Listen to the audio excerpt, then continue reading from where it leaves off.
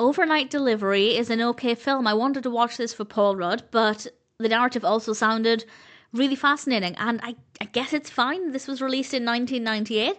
It's directed by Jason Blum, it's written by Steve Blum and Marc Sedaka, and we have a cast including, of course, Paul Rudd. We also have Christine Taylor, Reese Witherspoon, Sarah Silverman, and various others. And the narrative focuses on a character called Wyatt, and he thinks his girlfriend is cheating on him, so he writes her this letter in response to this and posts it to her. He mails out the letter, and then he finds out she wasn't cheating. And now he has to try and find a way to get that letter back before it reaches her.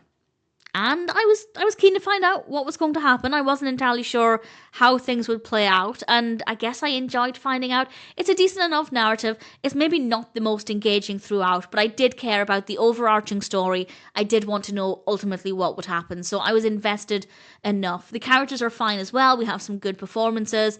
I really like a lot of the cast, which really, really helps. Would I have liked this less had I not heard of any of the cast?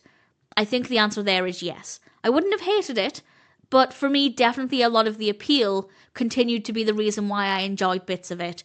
The cast is great, and obviously the performances are reflected there as well. So, yeah, as a Paul Rudd fan, I definitely enjoyed Paul Rudd in this. The character still would have been as interesting, but I would have enjoyed the film maybe just a tiny fraction less, and that's certainly worth bearing in mind.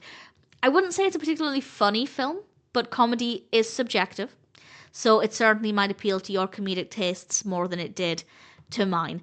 We have some good camera work and lighting. It doesn't look too bad at all. So all things considered, as a one-time watch, I'd say Overnight Delivery was an okay film with a good story. It's reasonably well executed.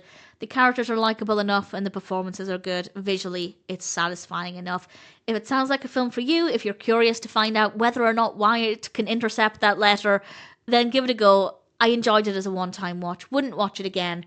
Well, I like the cast, so maybe as background company I would watch it again, but I don't think I'd ever sit down and try to become immersed in it again. But either way, if you're curious to see what it's like, then I guess I'm happy enough to recommend it.